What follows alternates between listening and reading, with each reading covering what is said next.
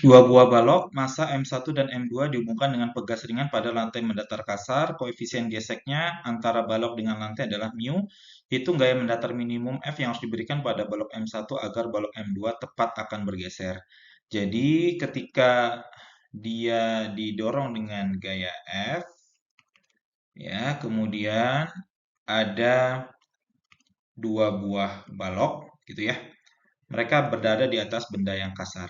Ketika balok M1 ditekan oleh gaya F, dia tidak langsung bergerak, ya, tetapi dia akan membuat si pegasnya termampat, ya. Jadi anggap dia didorong sejauh X, gitu ya.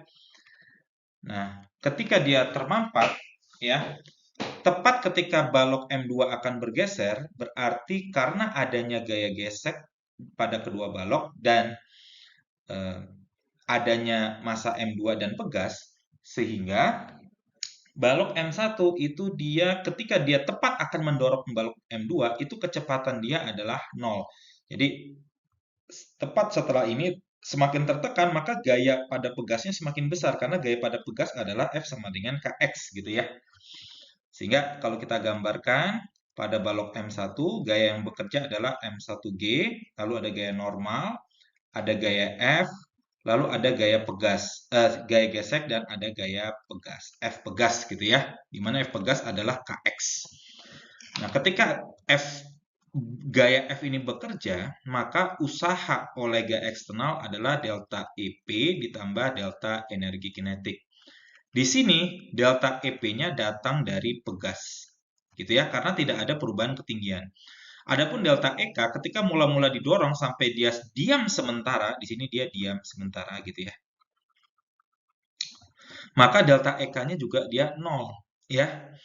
Karena ketika dia sementara berarti VT itu 0 sama dengan V0-nya dia mula-mula 0, gitu. Jadi ini harus dipraktekkan ya, tapi sesaat ketika dia diam maka kecepatannya adalah 0.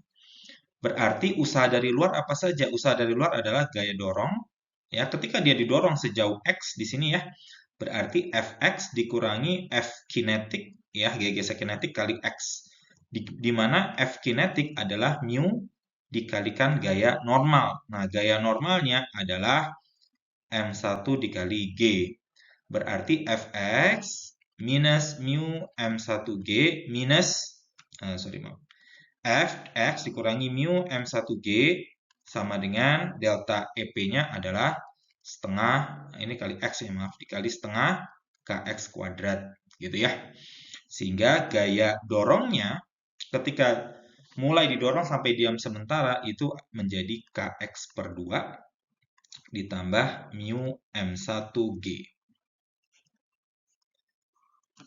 Nah, kemudian untuk M2 dia mendapatkan gaya dorong dari pegas, gitu ya, di mana gaya dorong pegas adalah Kx, kemudian gaya kinetiknya adalah mu K dikali N atau mu kali N ya, nggak ada K-nya di sini, mu kali N.